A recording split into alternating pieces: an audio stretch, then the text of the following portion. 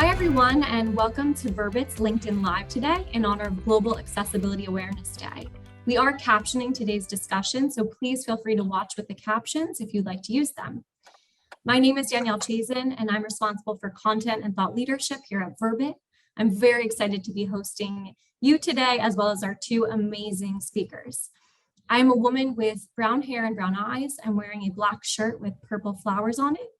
My background is white, purple, and aqua, and it reads Verbit down the side. There's some imagery on it, which are graphic lines representing caption text and sound waves. And I wanted to introduce, quickly today's two leaders. They are two absolute experts in the realm of accessibility. We have Sherri Restauri, who is from the education sector, and Heather York, who is from the media, entertainment, and business sector. And I'd love them to each introduce themselves. So Sherri, would you like to go first? Yes, thank you, Danielle. Hi, everyone. Thank you so much for joining us. I'm so pleased to be with you today to get to chat a little bit about Global Accessibility Awareness Day. I am a blonde woman wearing a white blouse and also a pink sweater and also a headset with a microphone. Like Danielle, I have a background with imagery showcasing captioning, and it shows AST, which stands for Automatic Seat Technologies, along the side. I come to you today after spending 22 years in higher education advocating for digital accessibility and digital learning. I've only recently joined our Verbit AST team 3 months ago, and it has been an amazing experience. I'm so excited to get to share with you today, along with my colleague Heather, some of our thoughts and suggestions about how you can also celebrate with us for Global Accessibility Awareness Day. Heather? Thanks, Sherri. I am Heather York. I'm a middle-aged woman with light brown hair, wearing a royal blue shirt under a black sweater and in-ear headphones. My background is similar to Sherri and Danielle's, except it is blue and red. It has the same lines representing captions and audio quality, and reads VITAC on the side. VITAC stands for Vital Access. I've been in accessible media for over 25 years, specifically in the media and entertainment space, but also with corporations and educational institutions.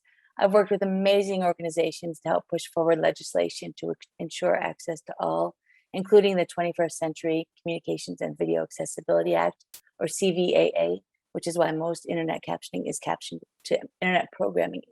today. I've also worked on caption quality issues and audio accessibility. I'm super excited about the Global Accessibility Awareness Day and happy to participate in this call today. I'd like to start out today just asking, what does Global Accessibility Awareness Day mean to each of you? Sherri, would you like to go first? Sure, absolutely. So Global Accessibility Awareness Day, GAAD, is just one of many opportunities for us across the world to get together and celebrate all of our hard work around the space of access and inclusion. For me, accessibility is just one component under a much broader picture of access and inclusion. I've spent 2 decades now working and advocating within the higher education space, specifically starting in the field of distance learning. And distance learning 25 years ago was actually started in order to increase access to education for people who couldn't physically make it to the campus.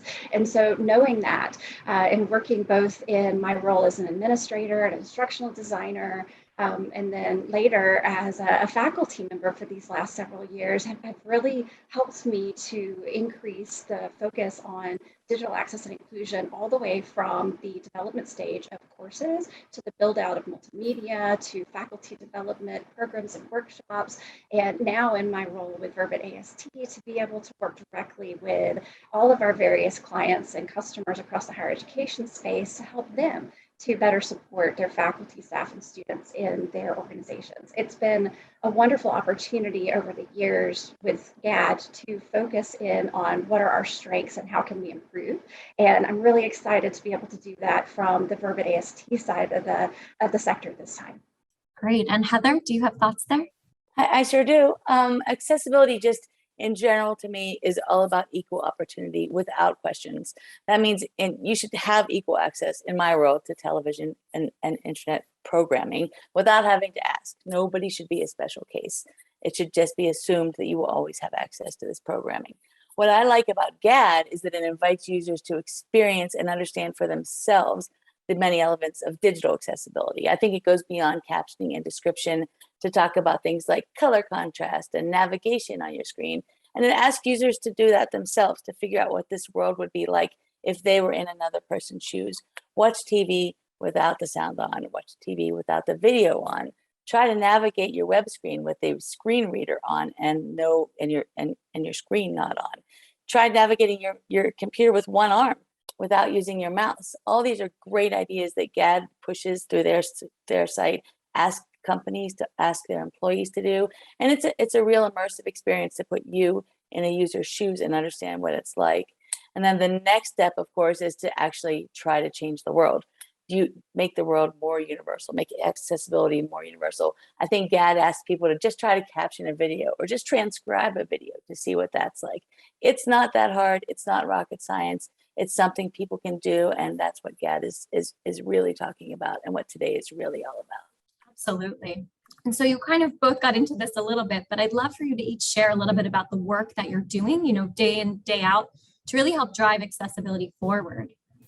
So I'll be happy to take that first, Danielle. I think one of the things that has been most exciting to be participating in as an individual before I joined our company, and even now in working directly with our clients, is watching the growth of the campus to expand beyond simple accessibility for compliance reasons and moving towards a fully inclusive model. And Heather actually began talking about this a moment ago when she talked about having a universal approach. So in education, we call this a proactive approach. So we're looking at how can we do everything to make accessibility the forefront of the design of our courses, of the administration of our courses, from things like building out our multimedia to make sure that it's accessible to all users, to making sure that the assessment methodologies that we use are also in place. At my most recent campus, we built out a digital accessibility initiative in which all multimedia across all sectors, including our media sectors, were always going to be captioned and available to everyone. And what we started to find in that particular space was that it wasn't users that we had expected to benefit from it. In fact, it was quite a diverse group of users who found the benefits through things like us doing color contrast checks, like Heather mentioned, and making sure that all of our content was fully accessible for all users. I have had such great pleasure with working with some of our recent clients that I have been collaborating with. We've got a couple of really exciting things coming up. In fact, for Global Accessibility Awareness Day, one of my clients, Chico State, under the CSU system, is working really hard for an upcoming event that will happen as well this week. And it's focused on diversity, equity, and inclusion. And there's many clients that I could point out that we have under the umbrella of the Verbit AST and the education sector, but so many of them are working really hard, focused on inclusion of all people and not just students. Education is really focused on equitable access to the teaching and learning space across the board. So that really does encompass the faculty, the staff, the students, and everybody who are constituents in the communities that we serve as well. So that's probably one of the areas I'm most proud of, is working with not only my clients now, but historically, my work in distance learning. I've really enjoyed being able to make sure to push the envelope forward so that everybody had universal access to education. Great. And Heather? Sure. I mean, I'm in the media space, but it's very similar to education. Like Sherri, I work with leaders in the industry. I work with users of the accessible media, and I work with the people who actually consider writing the rules and what might be important to consider in accessible media in my realm, but accessibility for all, essentially. It's important that I stay involved in these areas. It's important that everyone stay involved. I don't realize until I'm talking to somebody on the street or somebody I meet in a restaurant that people don't know as much as we do. People don't know that humans create captioning half the time. People don't know that audio description is available for the blind on television. And when you start talking about it, they're usually pretty impressed by it. So it's important for me to get out there in all of these groups, get out of my element and talk about it. In the past couple months, I did a webinar with the Entertainment Globalization Association, and I talked about exciting trends in audio description, which until probably 2 years ago was something that was only provided on pre-recorded content, like half-hour drama and sitcoms. Now it's live. The Olympics were completely described live by somebody watching what was happening and describing on second audio track on TV so that people could participate. My company specifically did description for the Oscars and the Grammys and the SAG Awards. And as most people know, CODA was a huge winner this year. And it was obviously had deaf actors in it. There was an awards moment where there was sign language, captions, and audio description at the same time. It was really, really inspiring. And I think we're going to see more and more of that in the future just when I start to think we've done all we can in the media space, more things happen. I did want to mention that the Oscars and the Grammys also had sign language interpreters, not only on site, but one of them had a separate feed on YouTube with an ASL interpreter on it, which is another thing that we hadn't even broached yet. I think there's a lot more to come, and I want people to really know about it. Thank you so much, Heather. Mm-hmm. And so I think, there are kind of these common challenges that we are seeing pop up that probably span industries. So I was wondering if in your respective realms, you could maybe each share one barrier that you think is maybe preventing people from doing more, as well as maybe one positive change to really help inspire people today to make their environments more accessible. So maybe Sherri, if you want to take that one first. Sure, I'd be happy to. So I think probably one of the most challenging barriers that we've had in the education sector is not actually what we would expect. We might think that it would be, wow, I can't figure out which tool may actually meet my needs. Rather, there is a proliferation of different type of tools out there, and it's a challenge for faculty, staff, and students, as well as administration, to know what the best tools are that can actually provide the highest quality, the best services, and meet all of the needs for various types of students. There are many types of technologies that have been around for 25, 30 years even. And one of the things that brings me the greatest joy, even though you asked the question as a barrier, is helping the clients to be able to specifically figure out how these tools that they've already adopted in a very small use case can actually be globally used for everyone on campus. I think the barrier is a lack of understanding about how these types of services truly serve all. So it's not a lack of the technology being available. As Heather mentioned, it's amazing the developments that are coming out with technology. The technology continues to improve. Interestingly, though, from a pedagogy standpoint, there's been 20, 25 years of research that has backed us in the education sector saying that closed captioning helps everyone. It helps students who are first generation. It helps students who come from lower socioeconomic status. It helps students who have difficulty learning for various types of reasons that may or may not have a disclosed disability. And so because we have all of that research backing, sometimes it's difficult in the education sector to know what is reliable and what is not. So that's a barrier. How do I wade through all of that, and how do I know specifically what is out there? And then I think the other part of your question was what is a positive change? Is that correct? So the positive change, I think, is kind of a two-part for my answer. It's now that we've started to be able to provide research, and a good example is a research study that we talk about in education a lot, in which we found that being able to use closed captions improves students' learning outcomes, it improves their retention, and what's most important to me as a faculty member, it improves their enjoyment and their feeling of community and belongingness, because they feel like they're being included in the educational environment just through the implementation of some of our technologies. So if we know that that research is out there and the technologies, like the technologies provided by our company, can actually play a role in that, then I think the positive change is helping to connect the appropriate colleagues from our campuses and from the different entities to this research to help them to understand that it's not just for one or two people, it's for everyone. And these are the many, many benefits that we can see. It's been very exciting to watch the technology change, but as a researcher myself, it's been amazing to see that those learning outcomes, providing things as simplistic as time-synced closed captions, can have such a significant impact on all of our learners across all the different spaces. So I'm excited to continue to work in the education sector and to work on some of this research with all of the different groups that we have collaborating with us in the education sector, and continue to see the impact that it has on those student learning outcomes. Thank you, Sherri. And Heather? I was going to say, I mean, it's funny, both of our barriers are around misperceptions. And the misperception that, again, only one person can benefit from captioning. Luckily, I've been in a world where our captions are going to millions of people, but I know that that's still an issue within corporations, within education, within everything. The biggest one I see is the continued misperception that adding captions or audio description or adding accessibility in general is going to take a lot of time and energy. People often think in today's age, you create a video, you spit it out, it's got to go. You can add captions to that video really, really quickly.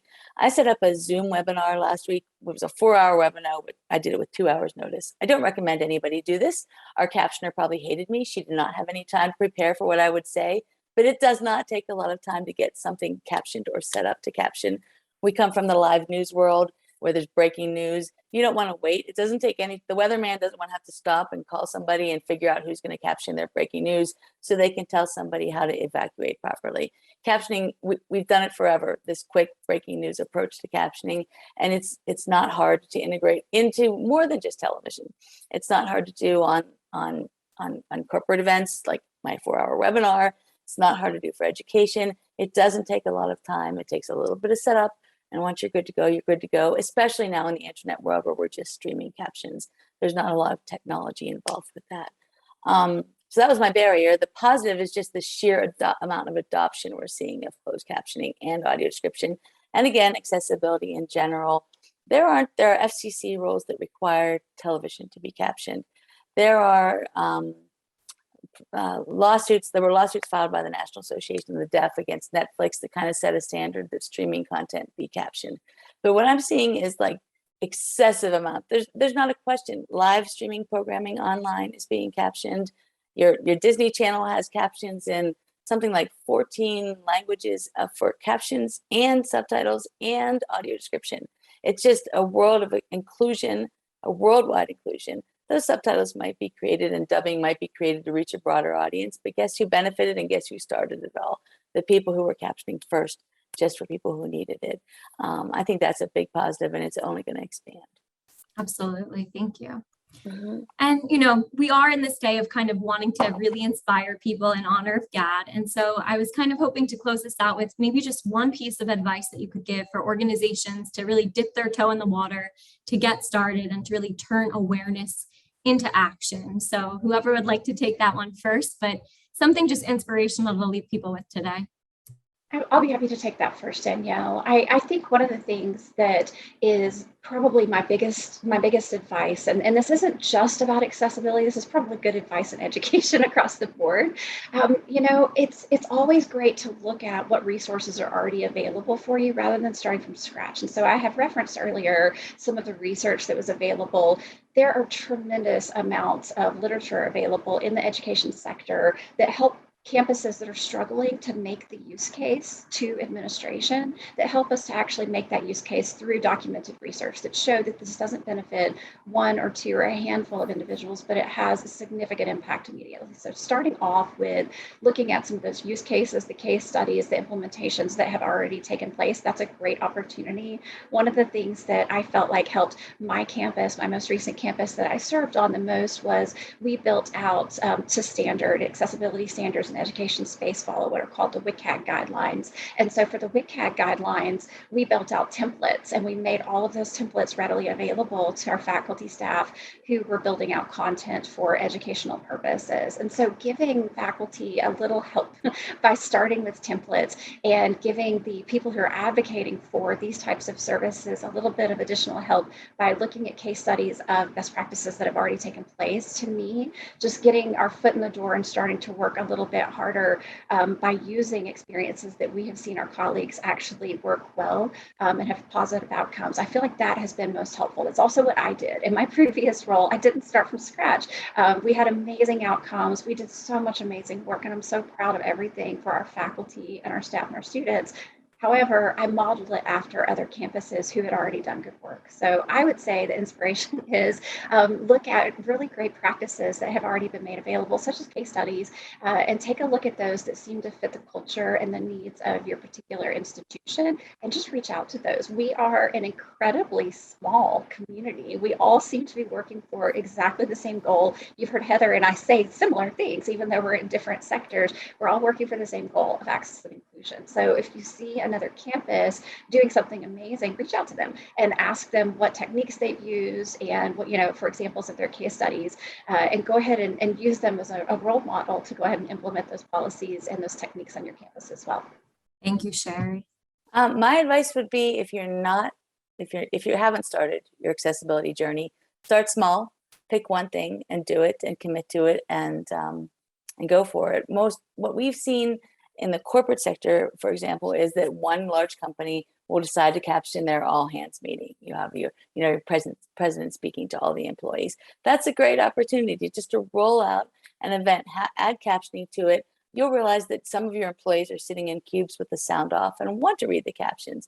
You'll have a transcript after the event that says everything you said along with the video, so that your employees who couldn't enjoy it the first time around can either read it or watch it with captions. You'll find, and then interview your people. People who have heavy accents might find it easier to read captions than to do them. All the benefits we always talk about with captions can start very simply with one hour meeting with all staff.